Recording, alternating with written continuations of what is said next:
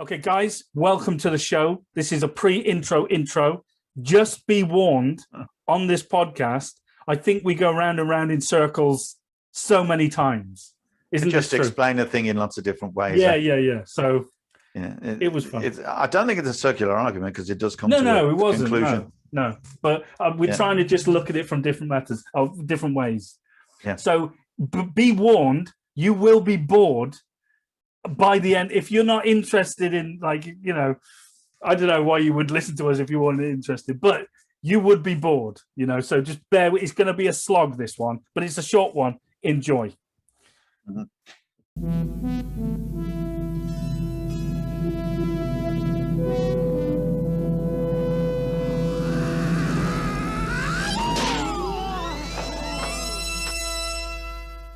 You fight before? Yeah. You good? Yeah, I'm good. Good defense? Yeah. Must train different in America. Your defense stinks. You are the new student. Come closer.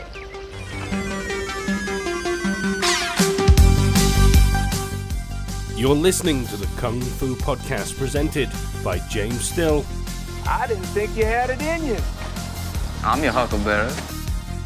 And Steve Newby. What I do have are a very particular set of skills. Skills I've acquired over a very long career.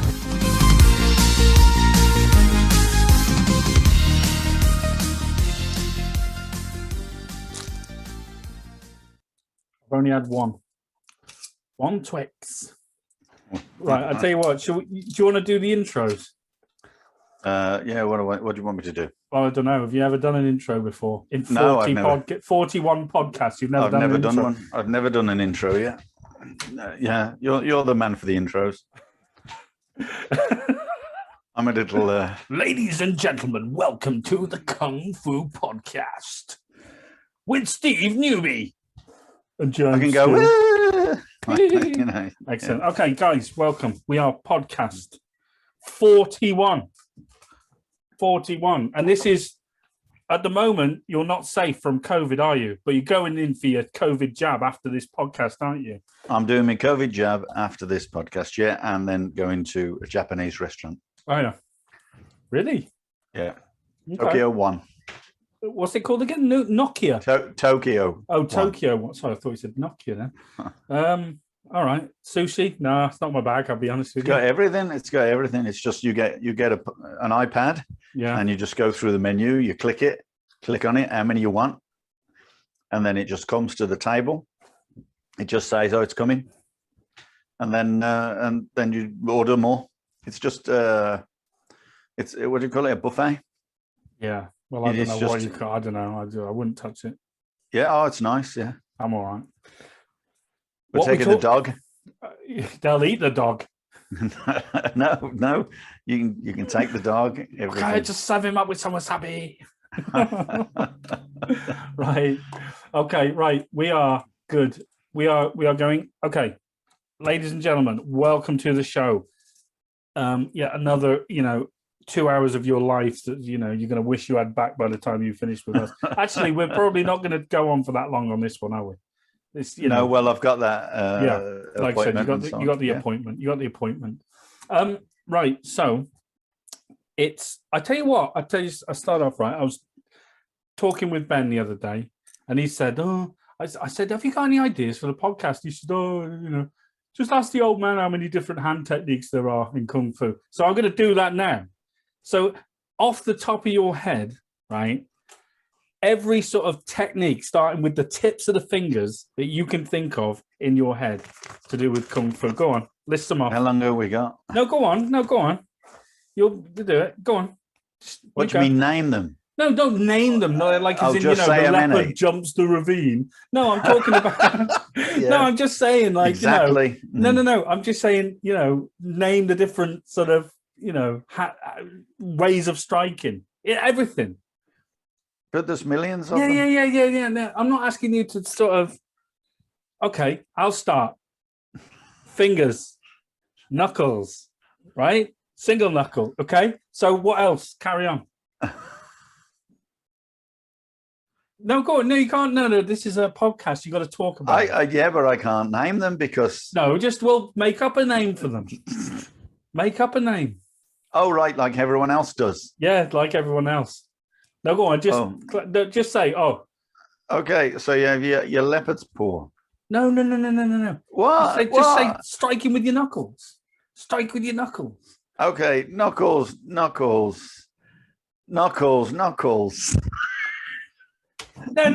on, right? What? Listen, Come on! No, you've got no. You've got to sell it. You've got to sell it. You've got to seem a bit more enthusiastic about talking about kung fu. Yeah, that's always been my problem. That it is, isn't it? I've never tried to sell myself, and that's no, you haven't. You haven't. Yeah, you just have the information. The information is there. Okay, you just have to open the book. It hasn't got a very pretty picture on the book, but it is a good book. It's a great book. It's a great book. Yeah. So going back to the original question, could you please just? I can't name them. Okay. Right, okay. All right. You got grab. You got you got finger. You got finger. Jesus You're hard to work Christ! with. You're hard to work with. I couldn't. You're a diva. I'll be sorting out the red M&Ms for you next. You come out with them, and I'll add some. All right then. Okay. Right. So I'm gonna go. Right. I'm gonna go. Single finger. Double finger, cross the fingers, I say all fingers, spread fingers, Mr. Twin Spock. dragon in search of pearls. Is that there you go. There you go. I'll do the Mr. Spock one. What can we do any more fingers? No. Okay, I'll move on to knuckles. Well, you got dart fingers. Oh, of course you got dart fingers. Sorry, dart fingers. How can we forget dart fingers? Do you see what I mean? Right. So everyone thinks that's a thumb. They completely misconceive it. They think, oh, I'm hitting with the thumb in buck pludger. No, right. Is it buck pludger? Yeah. When you're gripping, or if you like. Yeah. Of sorts. So you're going bang, hitting them. Yeah. There's your fingers again. Yeah. Back of the fingers. There you go. See how easy it is to forget. And then from there, grabbing the throat, squeezing the throat, and digging the thumb into the throat. That's what it is, and everyone thinks it's that. They think you're hitting someone with the thumb. Well, I'm not being funny. You could you not? Because that's quite a strong sort of, it's stronger than a finger, isn't it? So you could be jamming that into someone's throat. Well, why don't you just use a knuckle then? No. I'm just saying. Okay. If you want to, you can certainly you can press down. Okay, press down. But there's that's quite strong. It's stronger than a single finger because it protrudes longer finger, doesn't it? But that's kind of. Personally, I think if you hit someone with that, you'd be hitting with your fist and just damaging your thumb. Okay, all right, but hypothetically, you could, right? Come on. Hypothetically, but factually, it's going to be very painful. All right. Well, fine, fair enough. There's a lot to do with fingers, and that's just fingers. What else we got? Knuckles. Yeah, okay. Knuckles. You got your fingers there. So we've have we dealt with fingers? Oh, yeah, okay. We've gone through the. Okay. Let's go. It's so last season. Fist. Right. Okay. So single knuckle. Fist. Single knuckle. There's just so many. Is it? It's going to be. We're going to be here a while. Yeah. Why do you think? Let me ask you a question then. Why do you think that? And I probably answers itself actually. But why do you think that kung fu utilizes everything? It's speed, isn't it? Okay. Well, explain to everybody exactly what you mean. It means that you don't have to move your hand very far in order to create a technique. Right. You don't have to make a fist. By the time you've made a fist, you've already reached the target. Right. If you reach the target with anything, as long as your body just forms, then, your fist forms or your fingers form or whatever your hand happens to be in at the time can be used as a weapon, basically. Yeah. So there's no time from the point someone grabs you or you grab someone to the point where you have to make the contact against a target as a strike. So that's very it's a very logical, when you think about, when you use speed as a defining baseline, right? You can just have to make it faster. Yeah, but faster doesn't mean like the technique has to be lightning quick. It just means that you've gone from one move to another in the shortest possible way. Remember, the shortest possible distance, the shortest possible way with the most amount of energy for that technique, because you don't need to have amazing amount of energy to use a finger. You can use a finger with a lot less energy than you would with a fist. And for that reason, it can be a lot closer to people. So obviously you don't have to create power. The power is already there, or a sufficient power is already there. Yeah. And it's not about just the power, it's about the target as well. Yeah. So depending on the weakness of the target and the power of the technique. Right. And that's obviously a big differential. Yeah. Yeah. No, it's as an example, your eyes are very, very weak and your finger's going to be strong enough, therefore. But if you like hit someone in the sternum with your fingers, you're going to have to yes, well, it means you're going to have to train the fingers a lot harder. Yeah, it's certainly going to be useful. That's why they double the fingers. Yeah, so it's got to be relative to like the your training has got to be such that if you are, the technique's got to be relative to the target. Yeah, right. Okay, that's fine. But we got to acknowledge as well that, like, let's face it. I mean, I'll be honest with you. I don't dip my fingers in sand. No, nor do I. I'll be honest. I don't punch through ice. No. Have you seen that? I'm not like the guy who stands by the Great Wall of China, hitting himself in the chin, like that, building up my skin. I was like, hang on a second, poke yourself in the eye. But like, all that kind of, I just see that as completely pointless. That guy with the knuckles with calluses on there, just constantly punches steel. Yeah. Why? Yeah. Why does he do that? I don't know. I reckon it's a. It's shot for show. Is this money? It's some kind of medical condition. I think that's what I think it is. Lunacy. Yeah, there's a lot of people. I was watching a guy the other day, actually, who's this guy I can't think of his name now, but you'd probably know him. And he's basically he's got an issue. He's got not lung ting. No. This is an American guy. Oh, is it? He keeps going up to professional boxers and offering them out and say, Charlie Z. Yeah, Charlie Z. Yeah, he's a lunatic. Like he's got to be certifiable. Did you see him? He went in the ring with Floyd Mayweather's dad. That's right. And when he turns his back, and he hit him, he sucker punched him. What does he expect people will do if he did that? But everyone that just piled on him is just punched the crap out of him. Like, and so they should. Yes. Cheeky bugger. That was, yeah. But I was talking with Ben about this as well, funny enough. And we were sort of saying, like, come on, is he really like stupid or is it like publicity? He's stupid. He's totally stupid and mentally deranged. I tell you what, right? And this is what I said to Ben, because I said when I try. Well, okay, right. We're doing a class, right? Say it's a kickboxing class, right? Everyone starts punching the pads. Now, 9 out of 10 times, people will be lethargic, right? You hold up a pad, they're like, whatever. All right, it's pads. So I kind of have to stop people. I say, listen, when you're in this class punching these pads, your mind, everything about your being has got to be focused on this threat, on this fight, on this outcome, on this goal. You have to train with the same energy and intensity as you would wish to fight. So when you put gloves on, when you go to hit pads, whatever you're doing, your mind has got to be focused. You've got to be ready. Okay. And the point I'm making is all these Charlie Z videos, right? He goes up to these people. He's like, "Hey man, you want to spar? You want to spar? Yeah. Okay, man, we'll spar. I'll put my gloves on.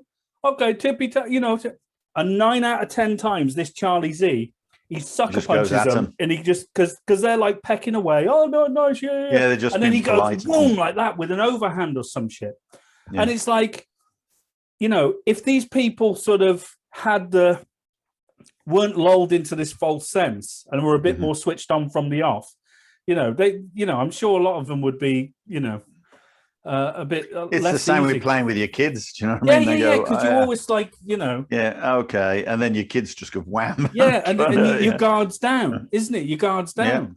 Yeah, that's why a lot of people who are pretty good at martial arts, they get hit by their kids and they look like complete idiots. Yeah, but we all have been, haven't we? You've been kicked in the balls. You've been punched in the face by a kid. Yeah, absolutely. And I've watched Master Yao fall over a load of chairs with Angelina.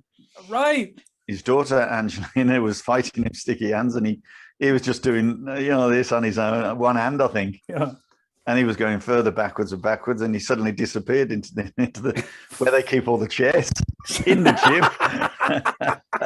gym. On this summer course one time, he just disappeared, fell over, and he come out and he's going like, did anyone see? Yeah, did anyone see? And I wish I had a video camera. That was great. Oh, I tell you, you got like, it's funny, isn't it? Like your guards, you do drop your guard, but doesn't mean that. Who cares? Yeah, that's the way that's life, I know. That's why that's why you got to switch to being, in a fight. In the mode. But you can't always be in the mode, as you say. No one can. No, it takes an awful lot of mental energy. Well, exactly. If you look at your military sort of situation, when you are totally under pressure all the time, and your enemy's around all the time, you end up psychologically scarred. Well, you cannot possibly keep it up for very long. I mean, but yeah, I was just telling you before we started, actually, one of my friends committed suicide, so respect, R.I.P. Andy. Very sad, but well, you go through things, and it's hard to some people have it a lot worse. I'm not Rambo. Shit, there's people who've done way more than I'll ever have done. But it's just that mental. Did it make sense what I said about like if you're gonna hit pads? Yes, it's exactly right. Yeah. You've got to give it your undivided attention. And when you do anything, when you do a form, walks, any kind of movement, blocks, you got to try and put it into it. Yeah, I think a lot of the time, when I used to go on the summer course a lot, they would do the 17,000 punches in the week. Right. So just constantly raise the punches, then come down with punches and things like that. Constantly repetition of a particular technique. And I would much prefer to really throw myself into it, bang, bang, bang, really hard, and then rest. Okay. Than to contain and constant, half measured. Because you sort of. So you're just keeping up 1, 2, 3, 4, 5, 6. You peak 1, 2, 3, early, 4, 5, and then 6, it wilters out, doesn't it? That's right, and it's great. I'd much rather go bam, and then just stop and rest. Yeah. And then people would look at you and they go, "Oh, you're not keeping it up." So, well, what's the point in keeping something up that you're not going to practice, or you're not going to, perform to the highest ability or highest possible ability? Yeah. So I'd rather do it to the highest possible level of ability that I can, and then rest. Yeah. Because in truth, I'm only going to do it for a short period of time anyway. But we do train. You've got to train hard, don't you, to fight easy? Yeah, absolutely. Right? Yeah, you got to train. Yes, you've got to train, but you've got to train, not kind of rehearse. Right. Okay. Okay.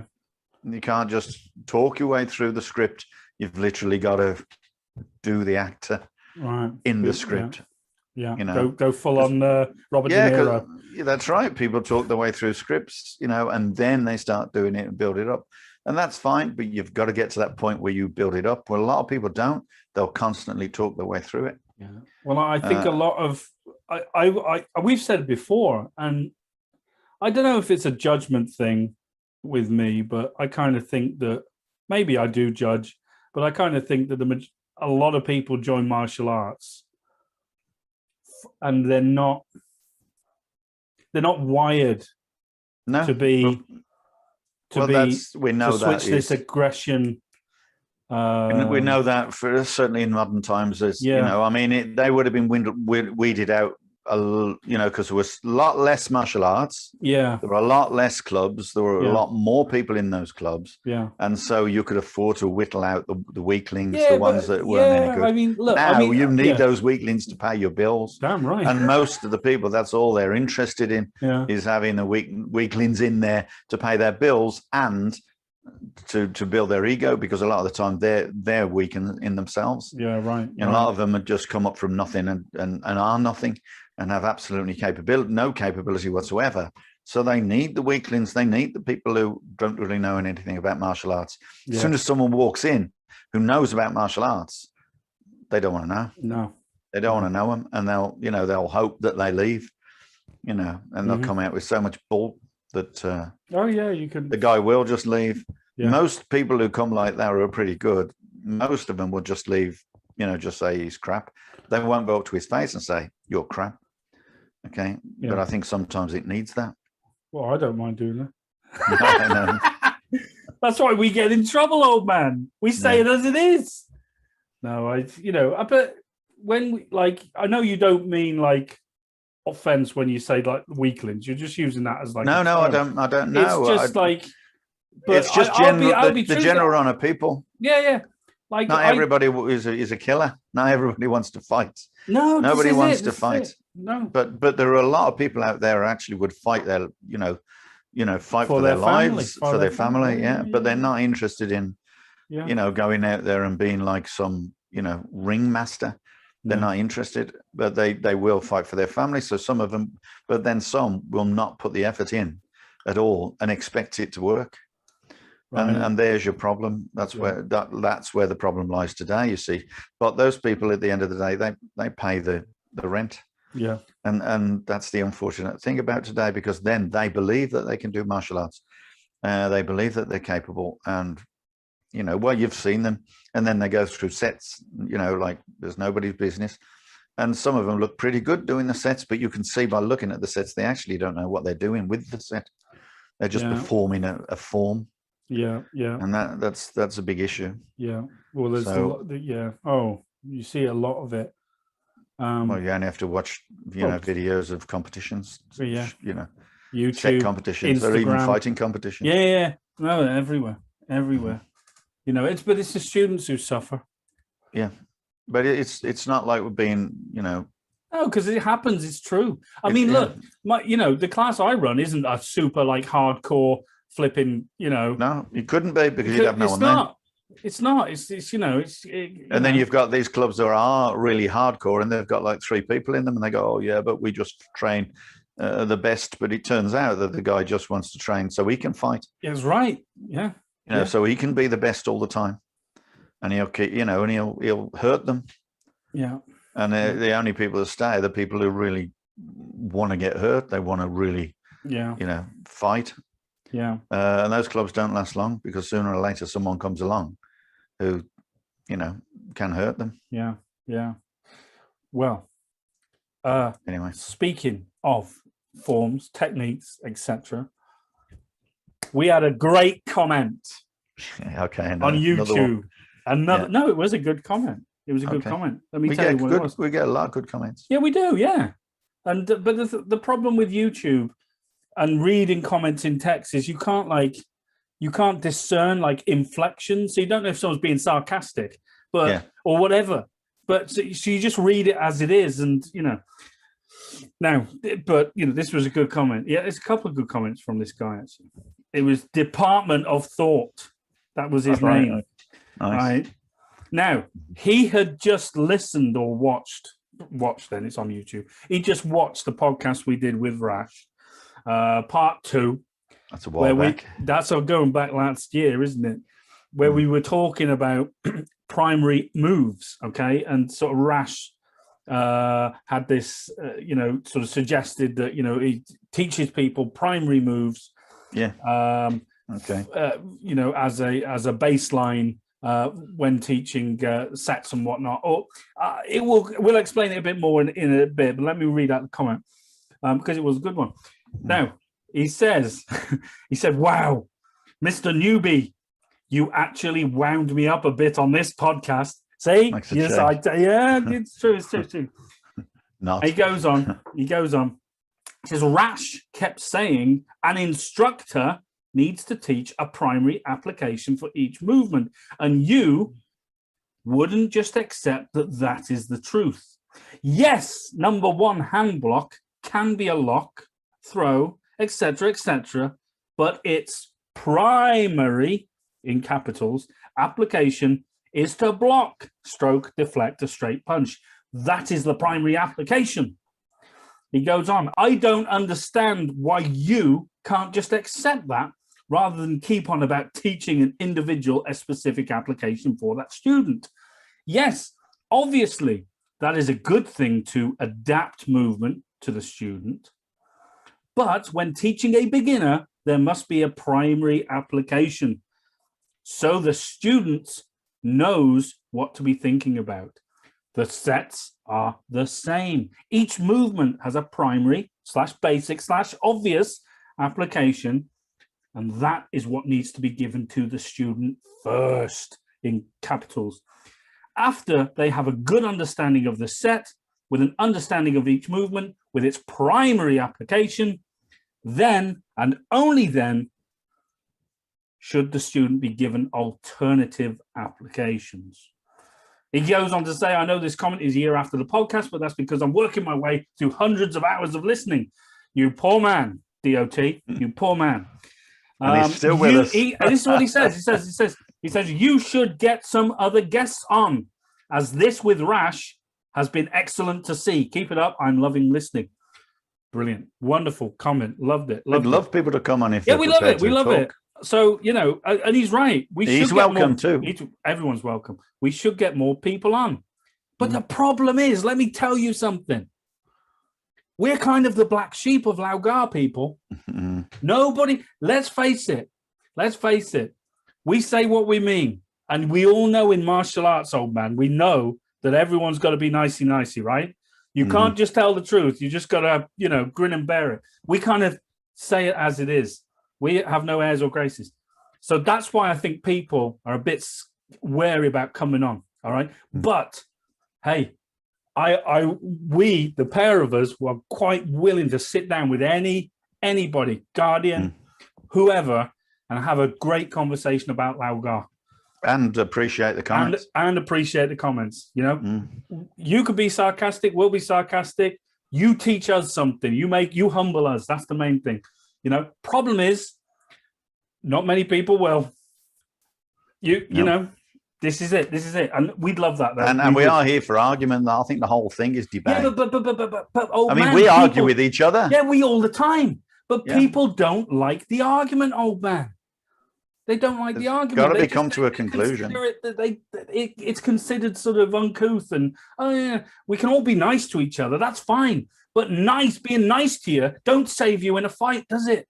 No. You know, you got to argue it. You got to, work on these techniques. You know, is it? Christ. I'm sorry, I just went off on one now. In it. So we love Laugar. That's why we do this, because but we do invite anybody on anytime. Yep. Anyway, so I reply. We've probably forgotten the context of that because I've just been going on there. But we've probably forgotten what that comment was about, but we'll go through it. We'll dissect it. Primary thingy. Yeah, primary thing. We'll dissect it. Anyway, so I replied, I said, yeah. I said, appreciate the comment, DOT. Don't worry, we'll be explaining ourselves. And that's what we're going to do. We're going to explain ourselves. Okay. Then he replied back. He says, and this was really nice. He says, thanks, Steve. I wish people would. He thinks that I'm you, but that's fine. That's fine. I don't mind. He says, thanks, Steve. I wish more people would discuss Lao openly. You and James are a breath of fresh air to many Lao folk. Hey, well, thank you. I thought we were a lingering smell, an odor. Yeah. He says, so I wanted to say that I was in Brum for a few years. Birmingham for a few years, back with my student taking his first degree. Rash was on the grading panel. I commented to a certain GP, we know that is the one we don't like. who had several. I commented to a certain GP who had an ex-student. Yeah, an ex-student. The one who sent me the tirades of abuse. Yeah. You know? That, do you remember? You can't forget that. I commented to a certain GP who had several students sitting there grading how bad some of the students were, not realizing he was their instructor. Well, it goes to show. Look, you know, I'm saying nothing, you know. Okay. Yeah. Anyway, we've all got bad students. Oh yeah, definitely. Yeah, everyone does. It's fine. Yeah, it's fine. I got. He's not a bad student. He's just hilarious. But you don't want to take bad students to gradings. No. To black sash gradings. He says. Anyway, I'm really enjoying all the podcasts. They have been a real motivator during all these months of training isolation. Thank you for these, and thank you for all the instruction over several years in the 90s, where I did 6 consecutive summer camps as a brown sash. Cheers. Well, thank you, DOT. We really appreciate you reaching out. More people, more power to you. If you want to send us a comment, that's great. Right, old man, we're talking about primary moves. Let's just backtrack and try out, because Rash isn't here. Again, I don't think Rash wants to be on here with us. I think he gets nervous with us, you know. Rash is not here to defend himself, old man. So we're going to. Well, he had his. I mean, Rash had his opinion, and I had my opinion, and we had we kind of talked about it on the podcast, and that was. I'm not saying he has anything to defend. I'm just saying that it was his point of view. So if we're going to talk about it, you know, it's only fair. Yeah, it's only fair. But no, because it's this other guy's point of view as well, isn't it? It's a similar. He agrees with Rash that somehow there is some primary objective for a particular move. Okay, well, let's just backtrack and let's do our best to explain the context of what a primary move is meant to be.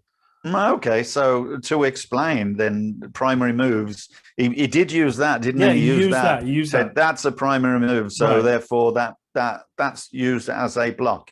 Yeah. Well, yeah, it is in the primary hand block. The hand block is an example. So if you want to call that primary example, you can. But the forms are the primary moves, all of them, no matter what they are, they're all primary moves. I want to give you an example. Okay, the alphabet, that's full of primary letters. Okay. A, B, C, D. Right. Now, which one of them, let's put A in a word. Yeah. Which one of those words is now primary? Right. Well, none of them. None of them. Because they're all separate, they're all different. It's like saying which letter of the alphabet is more important than another. Well, exactly. You can't spell or write without the whole alphabet. Okay. No. So if you say, okay, see, the alphabet, like a form, is the primary objective or primary move. That's what you train. That's what you learn. The alphabet. When you use it in so many different words. Not one of them are primary. Right. All of them have objectives. All of them, have a reason or a meaning for us. Okay. And so therefore, each one of your movements will have a different meaning for each individual. There's no such thing as a primary move for a specific technique. Okay. That's my opinion. That's fine. And because that's what that's how you would teach. And then I would teach people, I would teach people what it's been given as an example, which is the hand blocks. Right. Those are examples. Let's read. Let me just be specific about DOT's comment, right? He said, and he was quite specific, so we've got to sort of break it down. He's actually at this point at the start of the comment where saying, Rash keeps saying instructor needs to teach you primary application, and you wouldn't just accept the truth. Yes, number one, hand block can be a lock throw, etc., but its primary application is to block / deflect a straight punch. That is the primary application. Of number one. Of number one. So I would say, DOT, you are bang on right there, and I absolutely agree with you. In the context of the limited sparring, what do you want to call it? It's a hand block. Hand block. It's a one-step spar, as some people might call it. One-step, a two-man form, whatever you want to call it. That limited, isolated example. In that example, its primary put the point of the move, its function, its primary function is to block / strike / and you know why? deflect the punch. You know why? Because someone's punching. Right. Okay. That's okay. it. Right. So that in the context of hand block number 1. Yeah, in the context of hand block number 1, yes, the guy's punching. Do you know therefore the primary objective of the hand movement is to block the punch. Do you know what I think we did? Do you know what I think we... Yeah, no, it's fine. I completely agree with him. Yeah. I think what we did is Rash said, oh, that's the move. Yeah. And we automatically, to give it some context amongst the loud brethren, we go, oh yeah, hand block number 1. Because we look at it, you don't call it Tan Sao or Beauty Looks in the Mirror, go, oh, it's hand block number 1. Now, so we have to be careful about what words we use, right? But if we're talking about the form, right, the second move of the first form, Tan Sao, Beauty Looks in the Mirror, whatever you want to call it. Yeah, whatever you want to call it. Goddamn names. But whatever you want to call it, what is its primary function? What is it? There is no primary function in the set. Right. The primary function is whatever you are reacting to. Right. The primary function is to counter whatever you are reacting to. If someone's grabbed hold of your wrist, right, and you do that movement, it's no longer the primary move is to block, because there's nothing to block. The man has grabbed you. Now the primary move is to get off the bloody grab. Right. So it's not a primary move. Right. Right. There's no such thing. Right. So going back to look at, because he mentions beginners, right? Yeah. So let's take that movement, right? So Jaw, Dong, Tan, whatever you want to call it. Looking at that move, what would be an example of what you would teach a beginner the use of that move to be? And because you wouldn't say it was primary, but if you're teaching a beginner at a base level to show them an application of that, what would you suggest? I would show them several applications. Okay, so like what? Because everybody is different. Okay. So as an example, I would show them a release. Right. I would show them the block. Right. I would show it to them as a strike. Right. I would show them as all sorts of stuff. Okay. Okay. Rotate it around, put it in an arm lock, so it's there, and then just pushing against his back. Okay. All right. Well, we're talking about beginners, and to be fair, that depends on the quality you. This is really weird, right? Because how do you treat your beginners? And now a lot of people will go to basics and they will teach people by rote, and they would teach them a little bit, then they would teach them a little bit more, then a little bit more, right? Right. And then other people would teach beginners by how they perceive those beginners to be capable of learning. Right. So you would teach every beginner to the capability of their learning process. Now, there are some that will learn faster than others. The thing is, you can't push people forwards, but you can hold people back. Okay. And that's not good. Yeah. So that's not good. I mean, what is a beginner? A beginner who's come from nothing, who's never done anything in their life, or someone who's come from another style. Yeah. Okay. So then what do you teach that person from another style? Yeah, you say, oh, this is the primary move. And they go, wait a minute, I just learned that in karate. Yeah. Okay. So what the good is that then? Okay. You want to teach it as a primary move and say, oh, this is how I'm going to teach this student. No, that's not how you teach students. Yeah. Believe me, I know, not just from martial arts, 40 whatever years, but from teaching people to drive as well. Yeah. You get people coming who've already capable of driving. They got so much missing, but within minutes, you can teach them brilliantly. Other people, they'll be going around the car park for 3 weeks. So I think the problem is that the misinterpretation of, or the lack of, understanding, for lack of a better word, is from what you're talking about is, you see, it's tuition I'm talking about. Right. So people want to be able to say, or to be able to teach and teach a brand new Kung Fu student, and they want to be able to give them a basic, as DOT said in the comment, a basic / obvious, he says primary application as well, right? So you know, how do we define what that? And I guess the question I'd have is, how do you define what that application is? What that obvious application is to a student? I don't think you can. No, you can't. It's totally dependent on what who's attacking and how they're attacking. I'll give you an example. And even in a training point of view, I'm not talking about in real life. You remember so when I went to join your class, the first thing you said to me before I paid the money, you said, "Oh, what's that? What's that?" You said, "Is it a block? Is it a strike? Is it a grab, throw, lock, release?" I went, I said, "Oh, it's a block. It looks like a block." Yeah. And you said, "It's all of them." And that obviously got me hooked, right? But in my sort of feeble mind, my uneducated mind, that looks like a block. Obviously, to a lot of instructors, it looks like a block. Yeah. Until they learn it. Right. Until they learn it. So, you know, it depends on who they learn it off. I would say, for lack of a better word, that is an obvious, application to the untrained mind. Yeah, it's a block. But it isn't primary. But it isn't. But because not mentioned primary. But I would suggest that's quite an obvious application. You know, like if you look at karate, that looks quite obvious as a block. It looks like a block, right? Come on, let's be honest. It does. It has all. Yeah, but you see, it's how you educate people. It's got nothing to do with the martial arts. It's got to do with the tuition capability of the teacher. If I say, you know, what's that? And you say, well, it's a block. And then I'm going to say, oh, yeah, you've already been educated. You can see it's a block, right? You know it's a block. Why do I need to teach you? It's a block.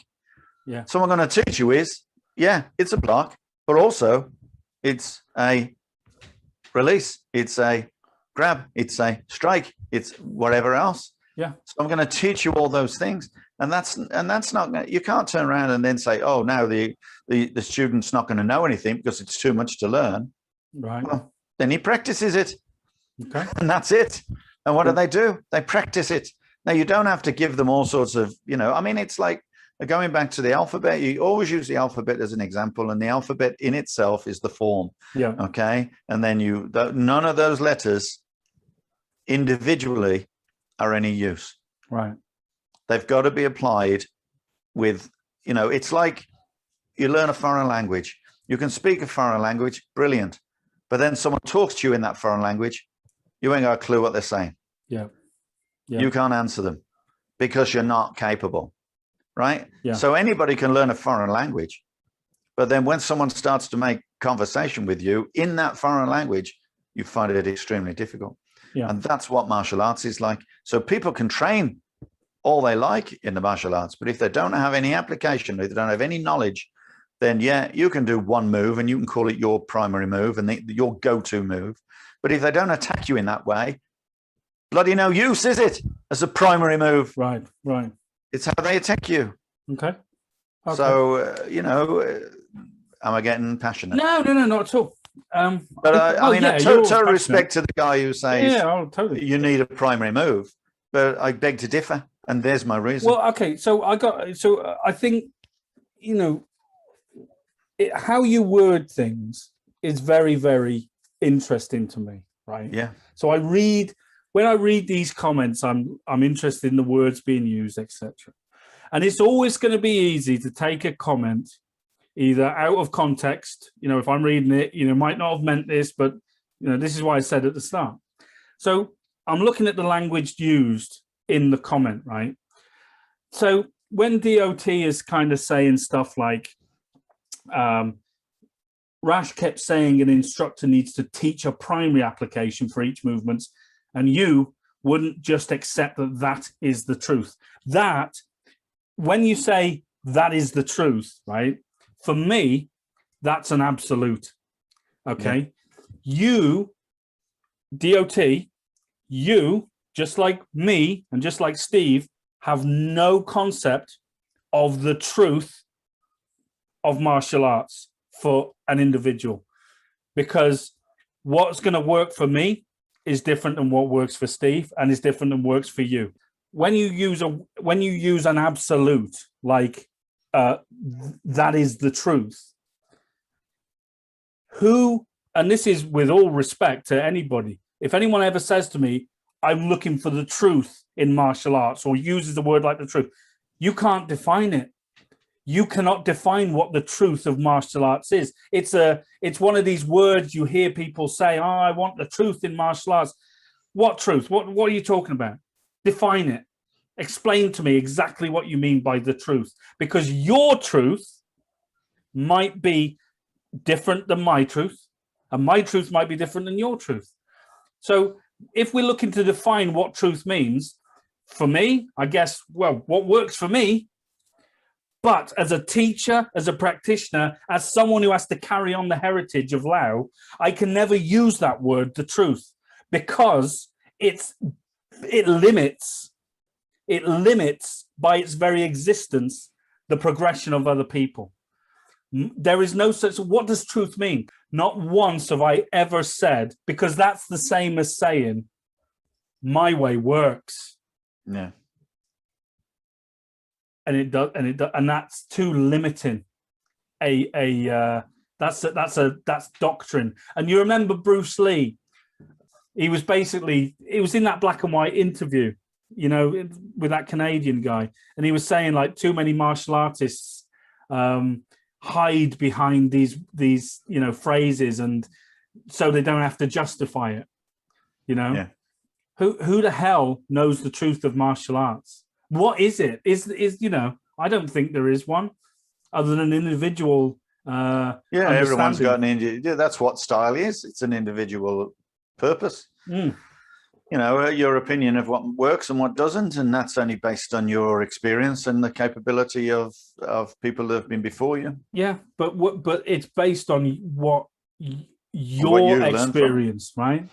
So the worst thing you can do as an instructor in martial arts is turn around to a student and say, I know it works, that's why I teach it. Mm-hmm. And it's like, well, what does that mean? What does it mean? Like, because it's like saying it's like an instructor will say, if I do this move, it will kill you. Well, how does he know? How many people he killed? Yeah, exactly. How many people has he killed with it? How does he know? That is the truth. So yeah. All I'm saying is, this isn't just the DOT, this is to everybody. Be very careful about the language used. Like, that is the truth. So that's why we're always criticizing people. Yeah, you can't use an absolute like that. It's too specific, and it doesn't make any sense. It just doesn't. You know. Yes, obviously that is a good thing to adapt movement to students, but when teaching a beginner, there must be a primary application so the student knows what to be thinking about. Okay, so then again, looking at language, why must there be a primary application? This is what I'm interested in, right? And it's not that I don't respect your opinion, DOT, not at all, 100%, not at all. But when you use words and language like that, I have to say, who the hell are you to say that? What's a primary? What's primary? Why must there be? And these are questions that we'd love to, you know, have a follow-up with, because it's very important. What's the primary letter of the alphabet? Well, no one knows. Well, there isn't one. You know, you could say A if you want to. Why? Because it's the first one. Because it's the order it's in. That's all. Well, yeah, but who made up the order? Why? Exactly. Why is A the first? Yeah. You know, for a long time till the 17th century, there was no such thing as zero. Well, okay, here you go. Yeah. So yeah. Anyway, going back on track, the sets are the same. Each movement has a primary, basic, obvious application, and that is what needs to be given to the student first. So once again, right, I'm interested in the why. Why does it have to be given to them first? But you've not defined. Yeah. But you've not defined what a primary application is. Go on, you're going to say. I was going to say you get a big guy and you get a small girl, and then you say, right, this is your primary application, and the big guy goes, don't need it, and the girl goes, I can't use it. Right. Because until they understand it, they won't be able to. So, and then it totally depends on who attacks them. Yeah. It depends on the size of the person attacking them and how they're attacking them. That's the primary objective or primary move, if you want. Not the move itself. The move is just one of many moves that are taught in a set, which effectively is a primary, if you want to use that term, set. The first set or second set is... But it's not. You can't use the word primary, right? Because no, I primary, think it just doesn't work. Let me tell you what primary actually means. The definition of primary is of chief importance, meaning it is more important than anything else. And you cannot ever say that about a single move in martial arts. Oh, what? No. A block is more important than a strike? Well, why? No, why is this as a block more important than this as a release? Right. Well, it's and not. If you're going to keep doing it as a block, you're not going to learn to develop it as a release, as a diversion, as a parry. You know, you're not going to learn these things. And what they're saying is, this is how I teach, right? This is what they're saying. This is how I teach. I teach this first. Yes, you can, and you are welcome to it. You are welcome to teach your students 100%. In that way. 100%. I do not, and I do not agree with you. And that's why I teach. Yeah, but in all fairness, it's not that our paths are never crossing. No. Because what you teach, what we teach, I'm sure at some point, you know, we'll teach the same thing. It is, yeah. You know, it's like, how do you can never define what move is more important to another. And the reason I think it's easy to do it in Lao Gar is because we've been given the hand blocks. And they are, for lack of a better word, primary moves in the context of each one, every single one, because it's simple. They're all done against an attack, as a punch or a strike of some way. None of them are done as a throw. None of them have done really as like lock-in and whatever until you get to the knife defense. They're all basically, strikes of one kind or another. Yeah. And, that's and then people can say, oh, well, that's the primary objective of the techniques. No, it's not. It's the primary objective of those examples. Yeah.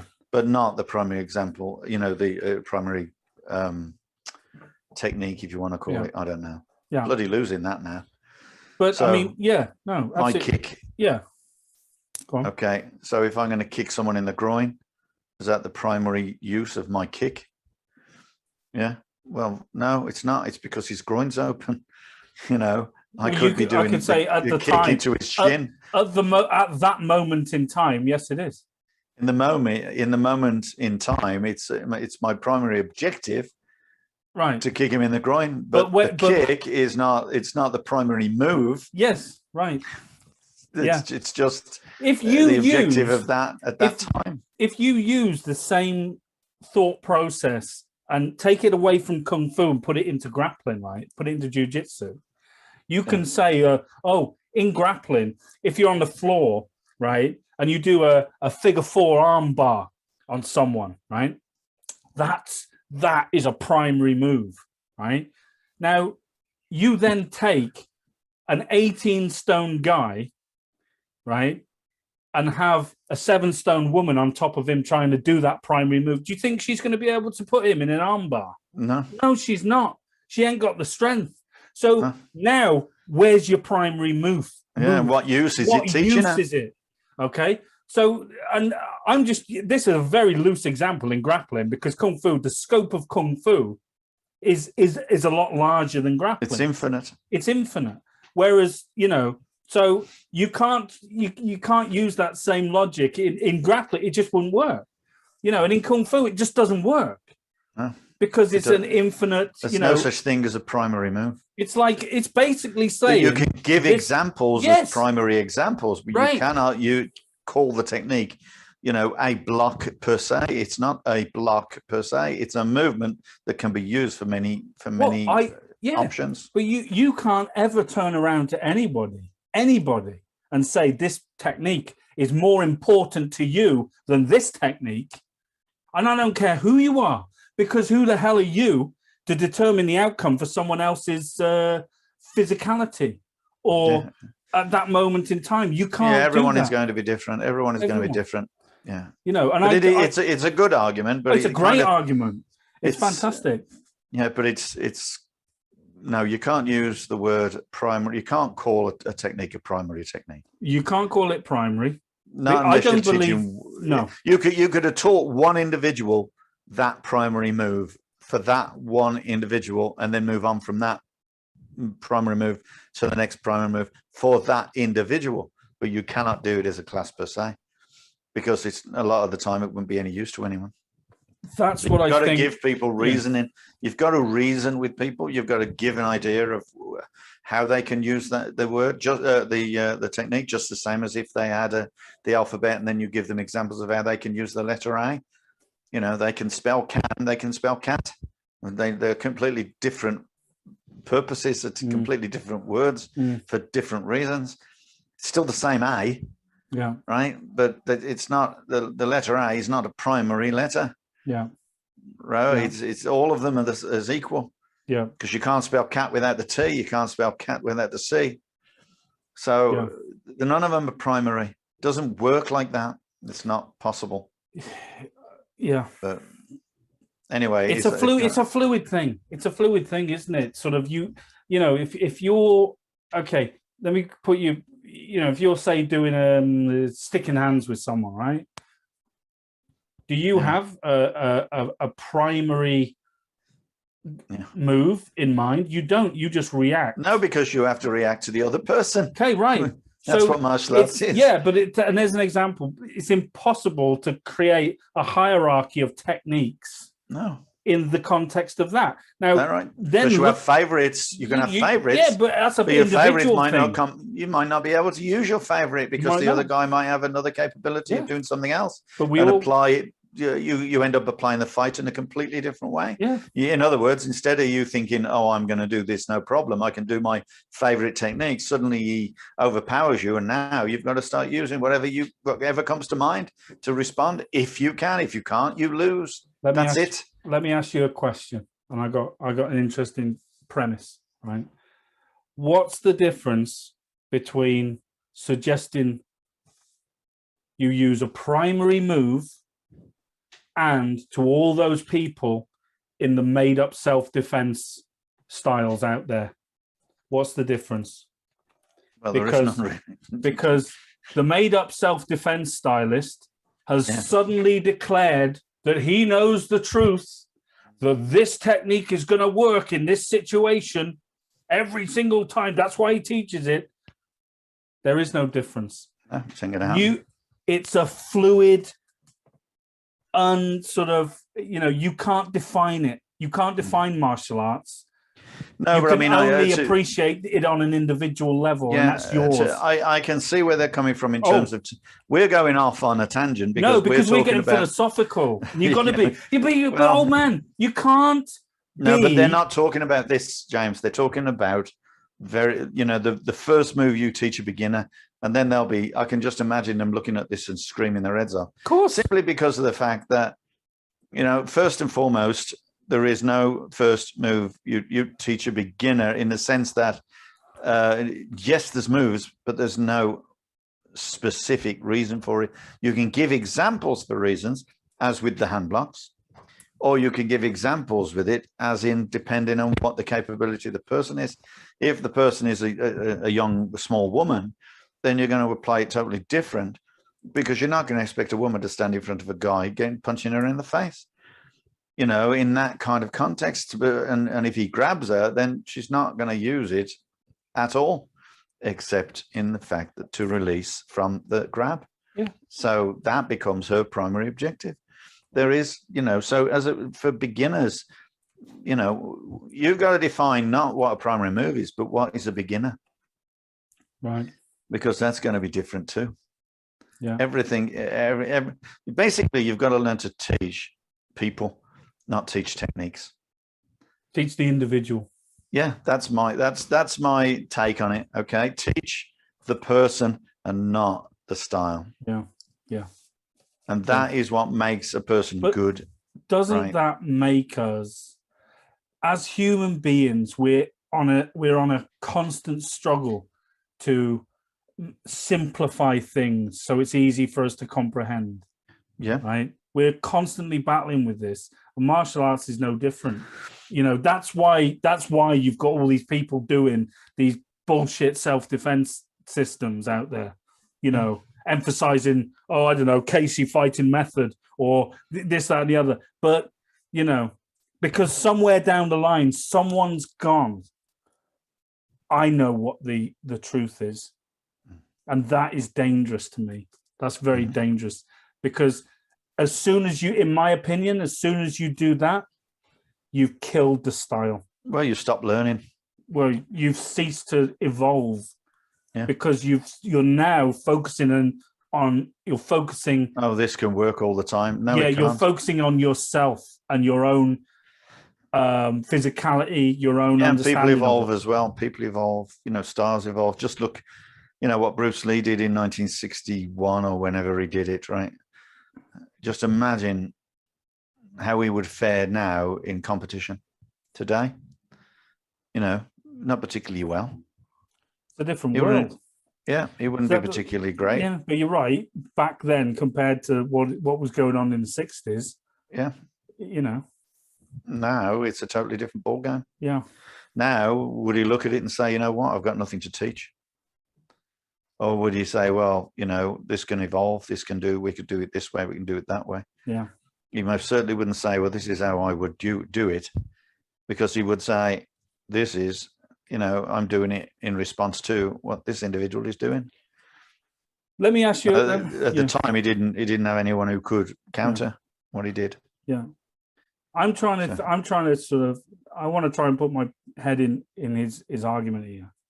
So if I want to achieve a result from a student in a, shall we say, a large class, right? A lot of people in that class, and you've got limited time, what do you teach them then? An individual or the whole class? Well, you decide. Well, it's about that move. Oh, right. Okay. Well, basically, yeah, you've got to put the move into it. Like you're throwing it in the middle, and you're going to get people to come out with ideas, because they're all going to have different ideas. Yeah. Yes, you can do the hand block individually to give them an idea of actually performing the technique in the shape and the strength and whatever you know pattern it's got to be in. Yeah. But after that, that's it. That's the initial first thing. Here we are. This is the move, right? So, but you can't call it the primary move. All right. Okay. I'm just trying to. So, but you've said it's the initial first. Well, you'll give them the example of the hand block. We use them. So we use it as an example. You give it as a hand block. That's a primary, if you want to call it that. We've already said that. Yeah, right. That's not a problem. But the technique itself isn't primary, because it doesn't have any specific. You know, it totally depends on what the attack is. Yeah, yeah. Do you think that the scope of Kung Fu limits how it's taught in the modern world? I think the teacher limits how it's taught in the modern world. What I mean is, because, you know, Kung Fu I totally understand what you've just said there. Kung Fu as a, and I just use the generic Kung Fu term, right? It's unlimited, if you like. There are so many variations and possibilities of it. There's almost so much to sort of consider when teaching Kung Fu. Do you sometimes think that you won't ever, you know, some people will never attain it, well, they won't stick around long enough to appreciate it? That's so you have to give them something fast. Well, yeah, it is a fast sell, yeah. And the thing is, you see, you can say, well, Kung Fu is so infinite. Alone, the real techniques are infinite. But when you apply it to so much bullshit and so much crap that doesn't work, and that's applied to classes, then it's almost impossible to get to the truth, if you want to call it the truth. It's impossible to get to a genuine technique, because you're so, you know, you get to a class and you're so full of crap that, oh, well, you have to do this and you have to do that, and this is what this is for and this is what that's for. but then you see that they don't work. Yeah. And half the time they don't work because the technique is useless and doesn't work. Half the time it doesn't work because it's applied wrong. Right. And and I know I'm bad with my equations here, half. And half the time it doesn't work simply because the person is the wrong size for that kind of technique. Yeah. They're not going to be capable of doing that technique. And when I say the person's size, I'm talking about one person in relation to another. Yes. I'm not talking about one individual size, because all individuals can do the technique. Yeah, right. Until it's applied to another person who is a completely different size or makeup. And so that's what defines whether the technique is going to be useful or not to that specific person. Not useful per se, but to that particular person. But then you go back to what I've just said, and a lot of it is simply that a lot of the techniques out there are just made up and they're just crap. You know, you see so much junk out there, it's impossible to differentiate. You know, some of them have got, they've got some good techniques, and then they bastardize them and destroy them. Yeah, and they add. You see, I think as well they add their own. Now look, right. When let me ask you a question. Throughout the history of Laogar, it's fair to say, at some point, some guy sort of emphasized speed over power, right? Otherwise, we wouldn't be here discussing Laogar in the way and perceiving Laogar the way we do, because we've suggested that speed is absolute, power is relative, right? We've said that. Yeah, but all kung fu's are like that, or should be like that. So they're defined by their very nature, by their history. Yeah, maybe there was at some point previous to that, many eons ago, there would have been maybe someone who said, "Oh, if I do that faster, then obviously it's going to be beneficial," and I found out that it was. And but scientifically, we know that. Yeah, because if you go back to the start when we were talking about the hand techniques. And you said, well, you'll get there faster. That's why we train so it doesn't just mean how fast you perform. But my point is this: at some point, someone, down the road emphasized or was it an individual? See, this is what I don't understand. When, the speed element is emphasized, is that an individual preference at some point down our history? Did someone? I don't doubt it. I don't you know doubt what I mean? It, and if it was an individual, it's the same science as if you fire a bullet. What's the most important, the weight or the velocity? Well, the velocity. Velocity is always going. You can have a tiny weeny bullet. If it's got a lot of velocity, it's going to create an awful lot of energy. Yeah, and therefore, it's science. Yeah. It goes. You don't have to make a choice. You just have to learn the reality of it. You have to learn the science. Yeah. So what we're out to do is to learn the science as opposed to have a choice over it. You can't choose science. Science, it's either, logically, founded, or it's not. And martial arts is either logically founded or it's not. And so it's just simple. Technique works. Right. Some techniques might work on some people that are absolutely useless, mainly because the opponent is absolutely useless. A bar fight, a big sucker punch or whatever can work on someone. A big haymaker can work on someone who's particularly useless. But if you put that haymaker against someone who maybe have a lot more savvy and a lot more technical ability and a lot more experience, that haymaker becomes completely useless to him. Yeah. So again, it's down to science, and the credible science that the individual martial artist understands and knows and trains and practices. So to sort of wrap this up and finish, because I think it's a great subject and really appreciate the comment from DOT. When you're teaching, right, do you ever emphasize? Do you have have you ever taught martial arts in the way that you thought Mr. Newbie thinks it should be taught? Or have you only ever tried to sort of teach martial arts as a concept from science?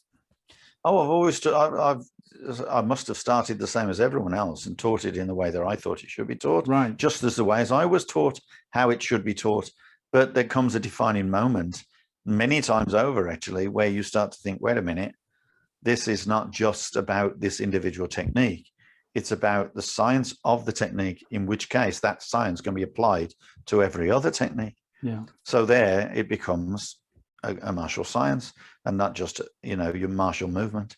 So many people will do lots of techniques that think that work and have practiced them forever. And then many people will do techniques that actually do work, but practice them badly. Like, for instance, the knife defense in Lao Ga, people go, don't work, don't work, don't work. Well, if you only ever practice the knife defense and nothing else, you would probably figure out that it probably does. But does it work in every case? Does it work for every person, every size? Does it work for every size knife? Well, no, probably not. And that's where you start applying the science in other ways. But it's the science that you have to apply, not the technique itself, but the science of the technique. I kind of think, and I'll put it to you, I'll ask you the question. I kind of think that Lao Ga, what we do, has no room for an individual's doctrine and outlook where an individual will say this works and because I know it works, because I've proved it works. I don't ever think the Lao Ga has room for that, because it's limiting. Well, it's going to happen from generation to generation. Yeah. Everyone's limited by their own knowledge. I do things that I know I can get away with because of my body, how fast I am, how strong I am. But that doesn't apply to my students because they're different. Yeah. So if I turn around and say, guys, you're going to do this because I know it works. Yeah, and I disagree with that. I would rather say this is why it can work, but this is why it can't work. Yeah, and the same thing applies to you fighting someone that you believe it will work, and then for some reason it won't. Yeah. And because theirs works better, it doesn't make their technique better. It just means that their strategy may have been better, their experience may be better, their knowledge may be better. Yeah. And that's what limits everyone: their knowledge, their training, their ability.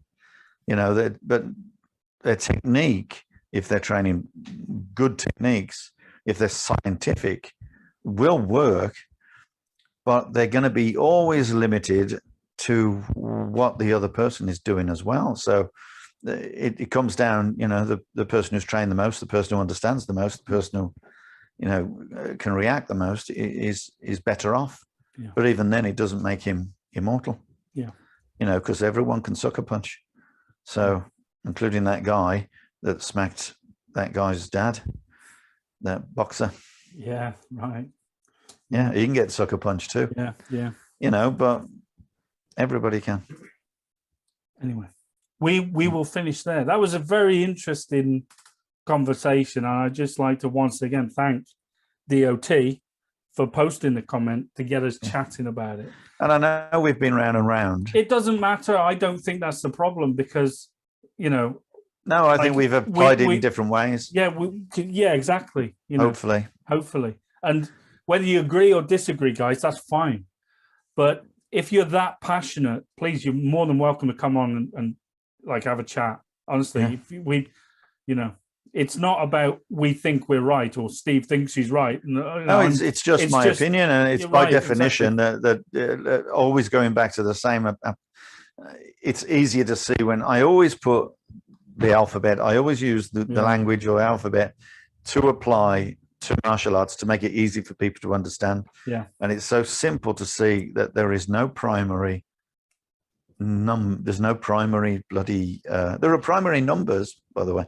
Yeah, but that's no. Totally different thing. That's a different thing. Absolutely. The primary doesn't mean of chief importance. It just means it can be multiplied by itself, and exactly.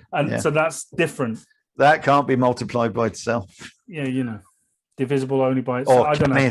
Yeah. But but in the context of what we're talking about, what we know was the inferred primary moves. There's got to be a primary move to teach. Yeah. Well, no, there hasn't.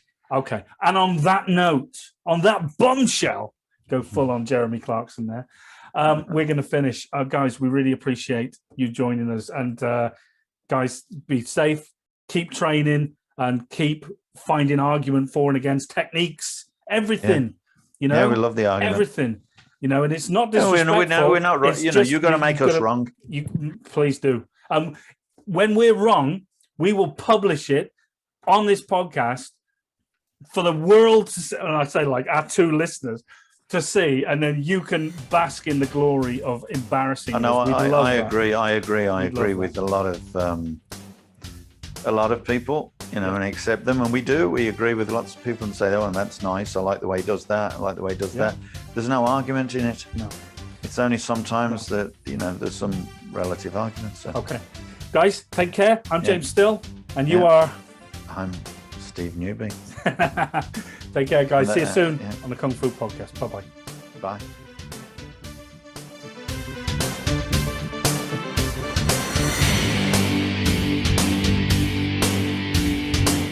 Concentrate on your enemy's weak points. The eyes, the throat, the knackers. Hi guys, thanks so much for joining us on the Kung Fu Podcast.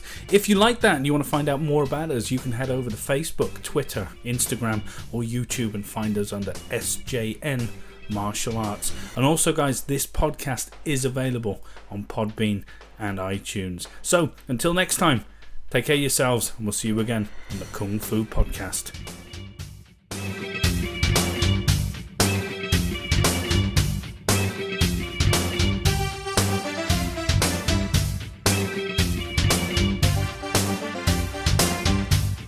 Karate punch is like an iron bar, whack.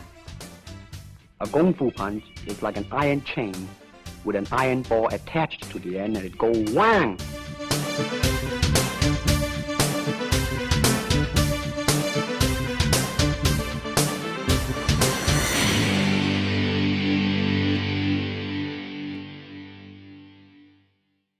Can you break a log like that? Don't know. Never been attacked by tree. So you've dressed up the set a bit. Yeah, there you go. What exactly did you just do? You brought in a trophy. You brought in your trophy, and you plunked a load of books down there. What books are they? Oh, you name it. They're all Bruce Lee books, actually. Oh, right. A lot of them are, anyway. Well, there you go. Yeah, you just went off again. Oh, there we go. Back on again. Yeah, you're back on there. Oh, for sake. Something to say, and then bloody, cuts off. Point is, be careful about the use of words. You've just gone stiff again. I've just gone stiff again. Yeah. What about now? You're good now. Right. Okay, so the point, you're off so again. It's the truth. What's going on? I don't know. Just keeps on switching off, James. Your camera just keeps switching off. My camera? How is my camera switching on and off? Yeah. Well, it's not switching off. It's on, but it just freezes. Now I'm frozen again. Yeah, that's right. You are. Oh, you still hear me? Yeah, I can still hear you. USB device not recognized. Piss off, not recognized.